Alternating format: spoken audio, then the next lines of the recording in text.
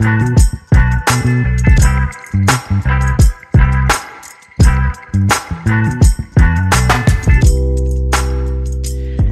everybody. This is Vital Moments wrap up from this past weekend at Vitalpoint Church. And I get the privilege today to be doing the interviewing of David Baker. He was actually the one communicating this past weekend. And it was, what was the date? December. Come on, you got it. Let me think. December 11th. Yeah. December 11th. You should know. I'm pretty sure you have every Sunday memorized because your mind always works with the calendar of what is Sunday. Every 7 days it should work, right? Yeah. But yesterday, December 11th, in a series called Christmas Interrupted, which was we've just determined off air that we will never call another series Interrupted. Yeah, and all three sites 2 weeks in a row, we had serious interruptions from a technical perspective, sickness. Just so many things just went against what we were trying to accomplish this past weekend. But I heard a funny joke one time that someone said, it was a Christian. They said, when Satan fell from heaven, he fell into all of the tech areas. Yeah, I think I said that a few weeks ago in the programming meeting. Yeah.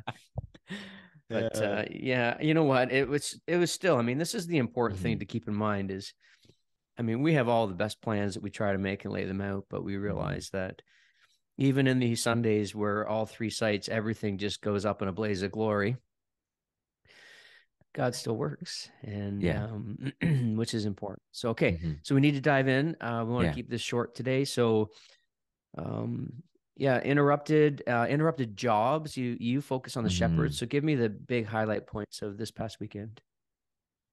Yeah, I actually had a few people reach out to me saying, I didn't think you were going to go that way. Because they know the story of the shepherds in Luke chapter 2, verses 8-20, where the angels show up. Like, there's so much glory of God's glory there in that moment, and they're like terrified for their life. And then the angel's like, don't worry, it's all good. Like this is a good, comforting message. Like, Jesus is here. He's born in the town of Bethlehem. And like this heavenly choir happens, like more angels show up. It's like I kind of envision it as like this gospel choir, like they would have just been belting it out. Yeah. And then all of a sudden it's like bang, back to darkness, and the shepherds are left there in the nighttime. And they say, we've got to go see what we just heard about. And then they find Mary and Joseph, and they tell Mary and Joseph and the people around of what happened. And then they leave that spot where Mary and Joseph had Jesus, and they go back, and it says they returned glorifying and praising God. Yeah. And like this, they went from village to village to village to village back to where they came from, on a hillside somewhere, and literally proclaiming and praising God for what they had heard and seen. And the big thing, like the interruption, if we're going to go with that theme, you look at it, it's like, okay, first they had this interruption of like this heavenly choir. That's pretty nuts. Like, it says that they were terrified. So they were literally like shaking in their boots, like feared for their lives. And then their they were sandals. in their sandals. I joked around live in Exeter that they were wearing Birkenstocks. The Jerusalem. I feel that. The Jerusalem 11s or something. So like let's. I mean, you're going. I want to just zero in on this. Okay, so you did a really good job of saying they were shepherds. They left the sheep. They find Jesus. They go back. But you said something very interesting. They went back to their boring, mundane jobs. Yeah, I was getting there. Posture. I was getting there. I got to push you. Yeah, it was so good. It's the posture that they were made new. Yeah, like their lives were put back on course to share the good news, prepare people for the news that was coming, that people would encounter. Like, they actually took the joy from the angels and shared it from town to town to town. And when people actually experienced Jesus, when he was grown and doing his ministry, they received joy and salvation, and they were in awe and amazement. So these shepherds were literally carrying the good news. They allowed the interruption to be okay in their life. They had this readiness. Like, may not even known it, but interruption was okay. So many of us in our lives right now, like, I wish I could have actually opened this up more. Like, we actually don't live with a posture of readiness for interruptions in our lives. We love our calendar. We love our structure. We love that stuff. We love our plans so much. The interruptions come, they actually derail us. These guys had an interruption. They said, okay, let's go. And these guys go town to town, and it literally put them on course on a track of life to share the good news. But what's Mm. crazy is they went back to their regular duties. Yeah. Yeah, they They did. went back to the flock. They didn't go and like seeking power or success. They didn't become like the religious elite because they had the good news and they knew what was happening. No, they go back to their flock on a Yeah. hillside. Yeah. And this is huge for us, like to actually see these guys gain a piece of knowledge and actually like currency, if you really would think about it. They had something that Yeah, many people yeah. didn't have. They didn't go looking for success or anything like that. They actually went back to their jobs. And these are the guys that we should imitate today, if you really think about it. Mm-hmm. Because here's these normal dudes, regular old Joes. Like the angel revealing it to the shepherds actually shows that the good news was for all mankind. Right, right. It wasn't for people that climbed the ladder and made it. Well, it wasn't for the elite. It wasn't for the elite, right? It was for the lowest of lows, the lonely. It was for everyone, no matter Mm-hmm. what. And that should be huge for us to see that this is something that is for everyone to take hold of and acknowledge that this is for me.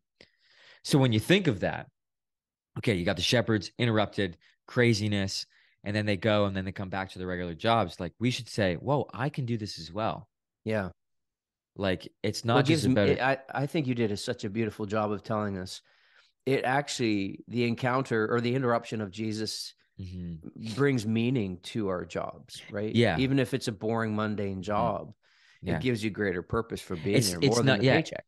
It's not about the paycheck anymore. It's not about like Yeah. hopefully I get a raise. It's actually like, God, you've actually placed me in this space for a reason. Yeah. Like I have this job not just to pay the mortgage payment or put food on the table. I actually have this job and it's a responsibility of mine to Yeah. actually share the interruption that I've accepted in my life. Like this interruption affects me, right? And I think and I'm so stoked that I landed on this because often I sit in the pews or I sit in the row and I receive the message as well. I'm a site leader, right? I don't have the responsibility Yeah. to teach every weekend. Right. Right. I'm actually thankful for that because I get to sit and experience what are people experiencing. I'm often asking the questions, sitting there, okay, who, what, when, why, and how do I do this? You're right. Right. So someone's sitting and listening to this message. Now I'm told to go share my faith, or you could use the Christian word of evangelism, right? You're supposed to Which is an icky evangelize. word. It's an icky word, right? Yeah. Prickly. Like, how am I supposed to do this? Mm-hmm. And I landed on this. We have to bless people. Yeah. And the biblical meaning of blessing people is actually strengthening one's arm. And I had this image in my head, like you're actually holding someone's elbows up so that they can stand strong. Like, you know, when you get like a sprained ankle, you like hold them up and you strengthen their Mm. arms so they can have a crutch to hold on to, and you're Yeah. relieving them of a burden. Right. And so many of us in our life, me included, we all have burdens that we're carrying. And I believe that God has given us the strength and a spirit to actually strengthen one's arm and relieve people of burdens. Right. And I'm not saying like you have to like take like Mm-hmm. everyone's like whole life sentence onto your shoulders. No, but you can be someone that can bless them in a way so they can be known and seen and heard. Where the Yeah. interruption that you have in your life, who is Jesus, can actually live in a questionable way through blessing them, where they're like, okay, why do you have a hope? Like, how, like, why are you actually helping me? Yeah. So there's three things you talked about Yeah. in the blessing. Hit them real Yeah. rapid fire. Words of affirmation, Yep. acts of kindness, Yep. gift giving. Yep. All of these three things Yep. like make people feel known, loved, heard, and seen and Yep. cared for. And and what is so beautiful, you brought this out of a book, Surprise the World by Michael Frost. I mean, you and I've Yeah. been through the book many times with people, Mm-hmm. and it's gold. Like it's just It what I is loved. cold. You said something very interesting in the talk. Uh, um, you had said, evangelism or living missionally is not standing on the street corner with the soapbox and a sandwich board. Yeah. You Yeah. said, and if you do, keep the church logo off of it. I thought that was brilliant. Yeah. Everybody laughed. Yeah. But what I think was important to understand is that when you realize what we're actually, what you call not gifted evangelists, Evangelistic believers. evangelistic believers, such a Mm-hmm. great word.